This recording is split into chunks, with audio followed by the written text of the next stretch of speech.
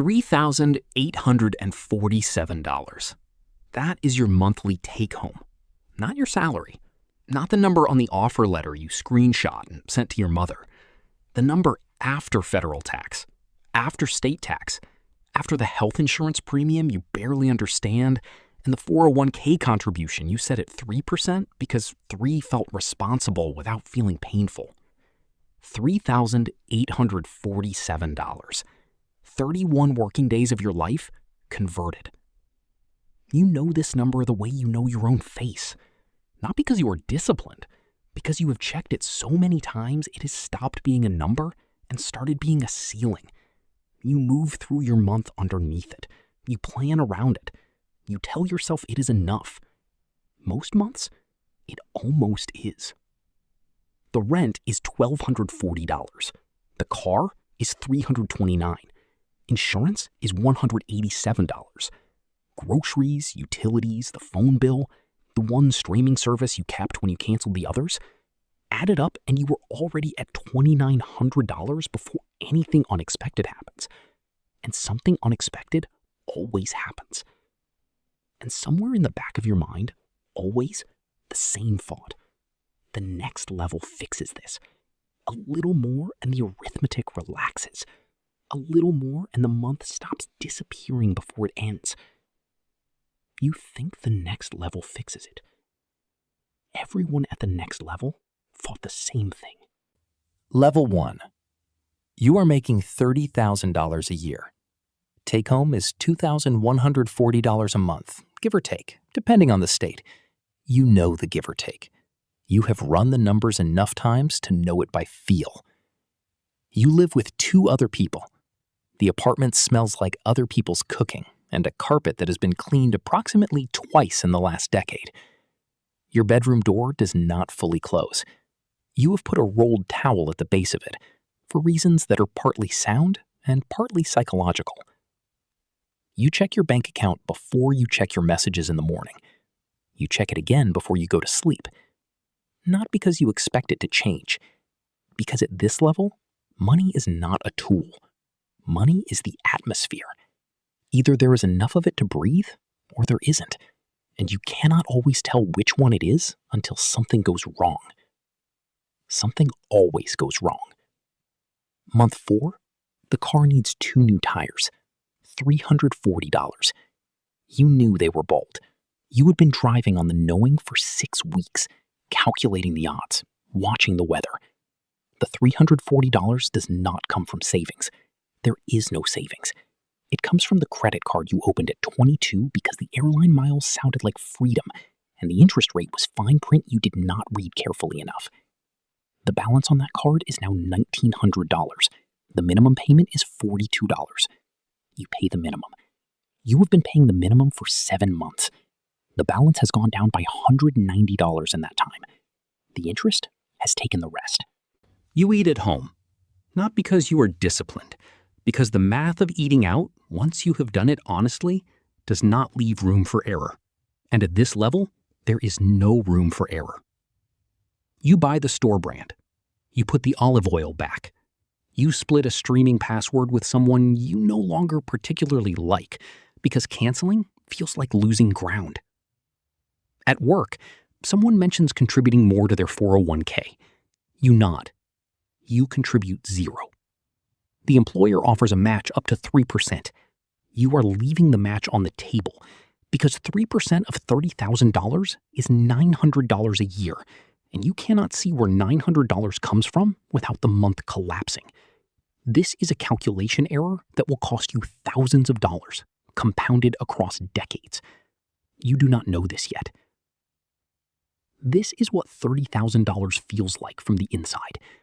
Not dramatic, not cinematic, just a low, constant hum of arithmetic running underneath everything you do, every hour of every day, like a refrigerator you have stopped hearing, but that is always running. Level 2, $50,000 a year. Take home somewhere around $3,200 a month, depending on your elections. You have moved into your own apartment, 1 bedroom. The kitchen is small, but it is yours. You bought a rug at a place that sells rugs and felt briefly like an adult. The car is financed. $329 a month, 60 months, because the dealership made monthly payments sound like the only number that mattered, and you were 25, and the car was the first new thing you had ever owned, and it smelled like the version of yourself you were trying to become. Insurance is $187. Gas is whatever gas is that month, which is never quite what you budgeted.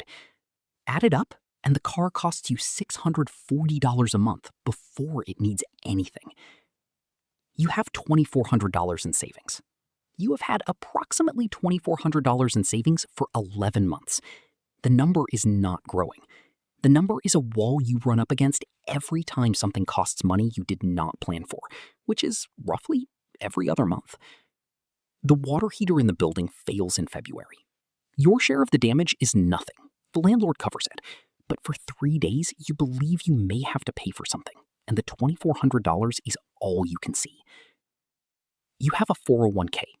You contribute enough to get the employer match, because someone told you that not doing so was leaving free money on the table, and you had just enough financial literacy to understand that metaphor. The balance is $4,700. You do not look at it often. Looking makes it feel both more real and more inadequate simultaneously. You feel stable. That is the word for it. Not thriving. Not anxious in the way you were anxious at $30,000. Stable. Like something that is not moving. Like something that has stopped. The Federal Reserve's survey of consumer finances found that the median American between 25 and 34 has a net worth of approximately $49,000. That includes home equity. You are renting. Your net worth, once the car loan is subtracted, is closer to $4,200. You try not to do this subtraction often because the result is uncomfortable in a way that feels disproportionate to how stable you feel day to day. The month still disappears. Not the way it disappeared at $30,000, in gasps and calculations and small humiliations at the checkout. It disappears smoothly, easily, almost pleasantly. The restaurant on Friday, the round at the bar on Saturday, the thing you bought online at 11 at night because you had had a long week and you earned it, the subscription you forgot to cancel, the flight for a friend's wedding that you bought on a card you are paying down slowly, adding to the slow-moving debt that is not quite a crisis and not quite fine. You earn more than you ever have. You feel approximately the same as you felt before. This is the trap, and you are inside it, and the walls are not visible from where you are standing. You think, if I was making $75,000, I would actually be able to build something. Everyone making $75,000 is thinking about $100,000. Level 3, $75,000. Take home around $4,700 a month. You have moved once more. The apartment is better. The neighborhood has coffee shops with exposed brick and staff who know your order. You have not thought about the rug in a long time. You are doing everything correctly. You maxed the employer match on the 401k. You opened a Roth IRA 2 years ago, and you contribute $500 a month to it automatically, the day after payday, because you read that automation was the key, and you believed it because it was true. Your emergency fund has $8,400 in it, 3 months of expenses. You built it deliberately, over 14 months, without touching it once. You replenished it twice when something expensive happened, methodically, without drama. You have a brokerage account. The balance is $11,200. You put it in a total market index fund with an expense ratio of 0.03% because you read about expense ratios and you understood them. The account has returned 9.4% annualized since you opened it. You are doing everything right. You know you are doing everything right because you have read enough to know what right looks like. And this is it. And yet, you run the numbers one Sunday afternoon with a spreadsheet and a cup of coffee that gets cold before you finish it. You project 40 years of this. Same savings rate, same return. You look at the number at the end, and something in your chest does not move the way you thought it would. The number is fine. It is enough. It is sufficient. It is not what you thought the answer was supposed to look like when you were 23, lying on the secondhand mattress doing the arithmetic. You go looking for the variable you are missing. You find it in the denominator. Salary. You are doing everything right with what you have. The question is whether what you have is the ceiling or the floor. And right now, it feels like a ceiling, dressed up to look like a floor. There is a ceiling you cannot see, but can feel. Not a financial ceiling, a ceiling made of time. Of the fact that everything you are building is contingent on the salary continuing, on the job staying, on the employer being there when you need it. You are not building something. You are maintaining something. And maintaining is not the same thing as building. Your colleague Devon sits 2 desks from you. Devon makes $74,000. Devon drives a 6-year-old Civic with a scratch above the rear wheel arch that has been there since before you met him. Devon brown bags his lunch 4 days a week. Devon has never once, in 3 years, mentioned anything about money. Not his balance, not his investments, not his plans. Devon talks about his weekend, about the game, about a restaurant he went to with his wife. Devon is unremarkable in all the ways that make someone easy to overlook. Last month, Devon bought a duplex. You find out from someone else. Not from Devon. Devon does not announce it. He shows up on Monday and asks if you want coffee and mentions nothing. You think about this for several days longer than you are comfortable admitting. You do the math on Devon's salary. You calculate what Devon would have needed to save for a down payment. You think about the Civic and the lunches. You understand, slowly, over those several days, that Devon was not spending the way you were spending, and that the difference between Devon's net worth and yours is not the salary. It is the allocation of what came after each payday for several years running. Level 4. $100,000. The number. The one that gets cited in conversations as a shorthand for having made it. The psychological threshold. The 6-figure salary that in the cultural imagination represents the end of financial worry and the beginning of something else, something easier, something finally sufficient. Your take-home is $5,900 a month. You were expecting more. You were not sure what you were expecting exactly, but you were expecting more than $5,900. The tax bracket shift happens quietly and then loudly. You are in the 22% marginal bracket now, edging toward 24%. Your state takes another 5.1%. The health insurance premium has gone up because you were 29, and something about turning 29 made the deductible feel relevant in a way it hadn't before, and you elected a better plan. The 401k contribution is higher now because you increased it when you got the raise, which was the right decision, but also means less shows up in the account. $5,900. You have run this number through the same arithmetic you have been running since you were 23, and the result is that the month still disappears. Not in the same way, not in the white-knuckle way of 30,000, or the pleasant evaporation of 50,000. The month disappears because the life has expanded to fill the income, the way gas expands to fill whatever container holds it, with no visible effort, no single decision you can point to and name. The rent is $2,100. You move to a better place. The neighborhood warranted it. The commute is shorter. These were reasonable calculations. The car is a lease now, slightly better than the last one. The trip to Europe in the spring cost $4,200, and you paid for it before you left, in full, which felt like a form of discipline you noted with private satisfaction. The dinners are better than they were at $50,000. Not extravagant. Better. Your net worth is $67,000. Invested assets, plus emergency fund, plus the small brokerage you opened. Minus nothing, because you have no consumer debt for the first time in your adult life, which took until you were 28 and cost you more in interest payments than you want to calculate. You are 29. According to the Federal Reserve, you are slightly above median net worth for your age cohort. You are, by the measurement system that most people use, doing well.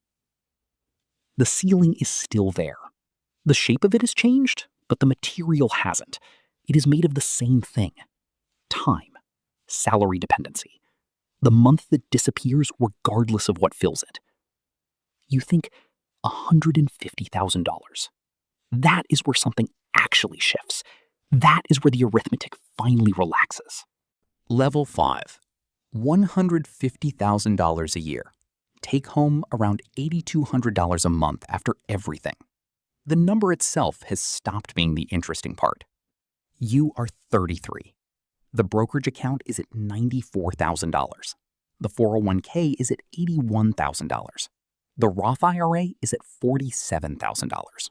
Total invested assets, $222,000. You have not touched any of it. You have added to it automatically every month without drama, without heroism, without any single decision that felt like a turning point. You just kept going. 18 months of $30,000 salary, then 4 years at $50,000, then 3 at $75,000, then 2 at $100, and now this. The compounding worked across all of it. The compounding does not care what the salary was.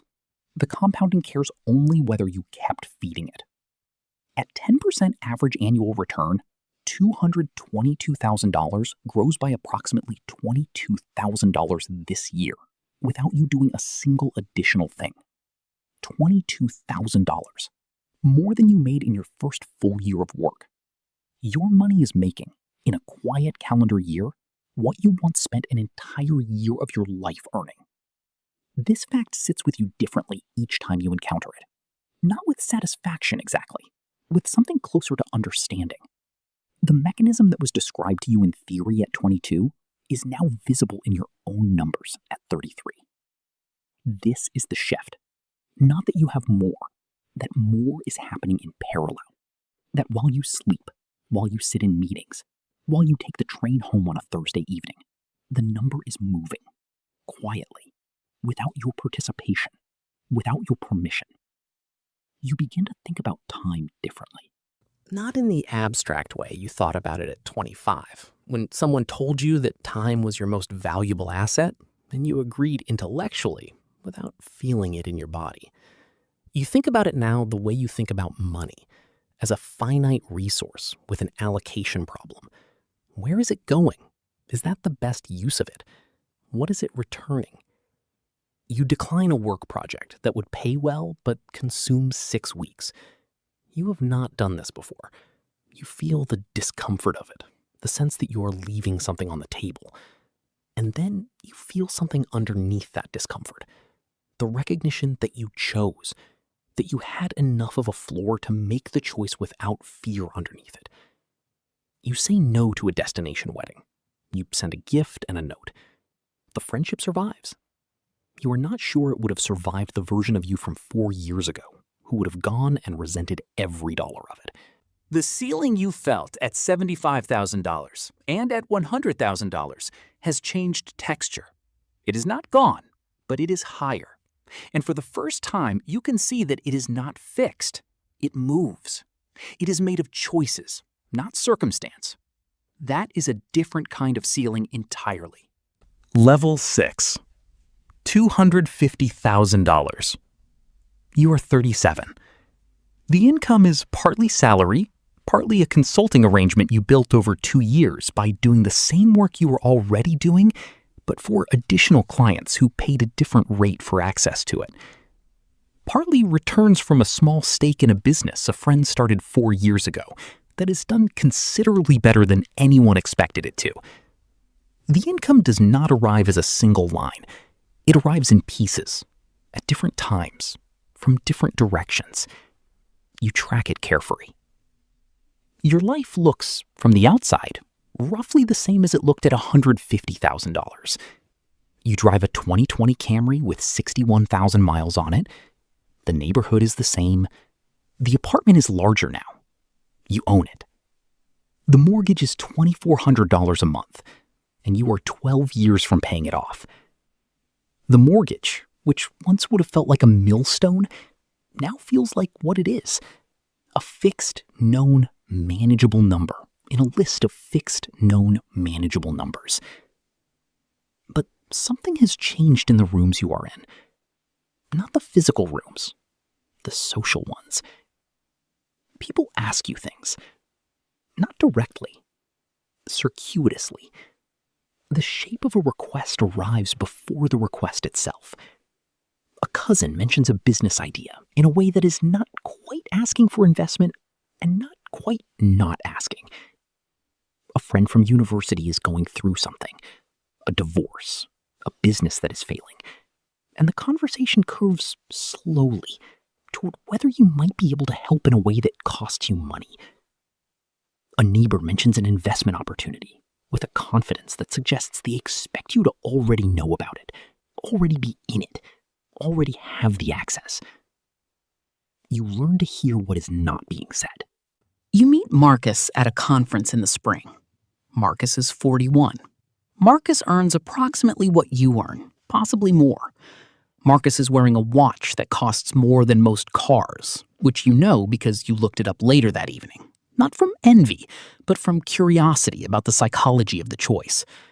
Marcus talks about his portfolio at dinner, unprompted, in numbers that are designed to land a certain way. Marcus mentions the right restaurants, the right hotels, the right addresses, the right people, in a rotation that suggests they have been arranged for maximum effect. Marcus is performing wealth. You recognize the performance because you have felt the pull of it yourself. At $30,000 when you bought the financed car. At $50,000 when the apartment upgrade felt necessary rather than chosen. The desire to make the number visible. To have something that announces, without saying it, that you have arrived. You resist it now. Not easily, but you resist. There is a difference between wealth and the performance of wealth. Marcus knows the first number. He is spending significant energy, and you suspect significant capital, on the second. The two things are related, but they are not the same. And at a certain level of clarity, you can see them separately. Your net worth crosses $800,000 on a Tuesday, in the middle of a workday. You notice it when you check the accounts that evening. You sit with it for a moment. You do not tell anyone. There is no one to tell who would understand what the number means without the full context, and the full context takes longer to explain than the moment deserves. You close the app. You make dinner. Level 7. $500,000 a year. You are 42.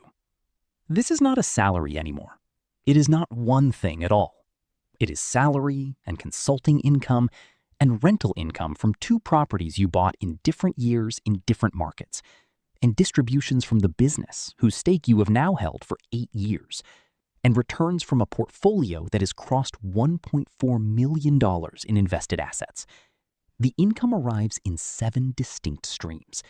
You track them in a spreadsheet you update once a month, with the same quiet, practiced attention you once gave to a single checking account. The game has changed texture. At $30,000, you were buying time with money, trading work for the right to exist for another month. At $150,000, you were buying assets with income, converting salary into things that would earn. At $500,000, the assets are beginning to buy each other. Capital is reallocating itself. The portfolio generates enough in a good year to fund what would have been, a decade ago, your entire annual salary. You did not do anything to earn those returns. You had to earn the right to let them run. You have left certain rooms. The networking events where everyone describes what they are building and no one discusses what it costs them. The finance seminars with speakers whose wealth is theoretical and audiences whose is aspirational. You are not contemptuous of those rooms. You spent years in them. You learned things in them. You simply do not need them anymore. And the recognition of not needing them happened so gradually you cannot point to the moment when the last one became unnecessary. You are in different rooms now. Smaller, quieter, fewer people and no name badges, and conversations that are not about what someone is building, but about what has already been built and what to do next with it. The conversations in these rooms are about allocation, about structure, about correlation and duration, and what historical data actually says about a particular kind of risk versus what the intuition says, and why those two things diverge when they do. The ceiling that you felt at 30 and 35 and 40 is not a ceiling anymore. Not because it disappeared, because you have been building in the other direction long enough that the geometry has changed entirely. You are not pushing up against a limit. You are moving through space that used to look closed. Level 8. $1 million a year. You are 48. You have had 2 full years now where the combined income from all sources has crossed 7 figures. You know the number is supposed to feel categorical. You remember from 25 years away how the idea of it felt from level 2. The thing that would resolve the arithmetic. The thing that would make the month stop disappearing. The version of life where the question finally had a different answer. The month does not disappear anymore. But not because of the income, because of the assets. Your invested portfolio has reached $4.3 million. At a 4% annual withdrawal rate, the rate that Vanguard and independent research both suggest has historically sustained 30-year retirements with high probability, that is $172,000 a year, independently of any income, independently of any work you do or do not do, independently of any employer, any client, any market for your skills, any economy. That number arrives because of what was done 25 years ago, and 15 years ago, and 10 years ago, and every automated transfer that went out on the day after payday before you had a chance to redirect it towards something else. That is the number. Not the $1 million of annual income, not the streams and the properties and the stake in the business. The $172,000 that exists because of compound interest applied to consistent, boring, unspectacular allocation across 25 years. That is what the arithmetic was always pointing toward. You just could not see it from level 2. You sit at a dinner in a room you would not have been invited into at 35. Not a famous room, not a glamorous room. A room where the people are quiet, and the capital they represent is significant, and the conversations are about things 10 years out. Someone at the table asks a question about a structural shift in a particular market. The question takes 8 minutes to answer fully. When you finish speaking, something in the room has settled. You notice this, the way you notice things now, without urgency, without needing to name it immediately. You drive home. You sit in the car for a moment before going inside. You remember $3,847. You remember lying on a secondhand mattress at 26, checking the bank app at 11:43 at night, not because you expected the number to change, but because you could not stop yourself from checking. You remember the feeling of that specific hour, the low constant hum, the arithmetic running underneath everything, the month disappearing before it ended, the question that lived in the back of every financial thought you had. When does this get easier? Here is what you know now that you could not have understood then. The anxiety does not leave. Not fully. It changes addresses. At $30,000, it lives in the checking account balance, in the daily checks, in the bald tires you drive on for 6 weeks because the alternative costs $340 you do not have. At $100,000, it lives in the career, in the ceiling you can feel but not see, in the month that keeps disappearing despite the larger number that comes in. At $250,000, it lives in the relationships that have shifted and the requests that arrive in the shape of conversation. At $500,000, it lives in the allocation question, in whether you are positioned correctly, in what you might be missing. At $1 million a year, the anxiety lives in the gap between what has been built and what is still possible to lose. Because at this level, you understand, in your body rather than just your head, that nothing is permanent, that the number is not a destination, that the question you were asking at level 2 was not really about money. Everyone at every level is running the same arithmetic. The numbers are different. The feeling underneath them is not. $3,847 was not the problem. The relationship to the number was the problem. The belief that the next number would resolve the one before it. That belief lives at $30,000 and it lives at $1 million. And the only thing that changes it is not the income. It is not the assets. It is not the portfolio or the streams or the properties or the rooms you eventually find yourself in.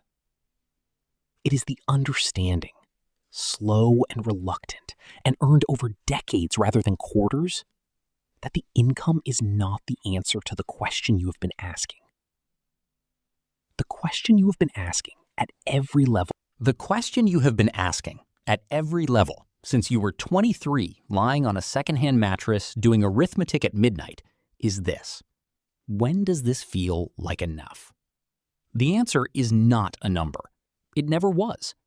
You check the accounts on a Tuesday morning, not out of anxiety, out of habit, out of the same automated attention you have given to the numbers since you were 23, and the numbers were very different, and the stakes felt very high, which they were, and the ceiling felt very close, which it did. The number is what it is. You close the app. You go make coffee. Subscribe so you don't miss the next one. See you in the next.